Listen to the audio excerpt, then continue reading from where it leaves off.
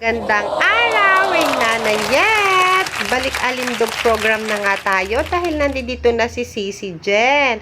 Welcome back, Sisi Jen! At after nga namin mag-jogging, ay napag-usapan na namin dumaan sa palengke dahil malapit lang naman, namalengke na rin kami. Siyempre, nanay tayo. At syempre, kung nanonood kayo ng aking mga vlog, ito ang paborito kong niluluto sa gulay, ang swam.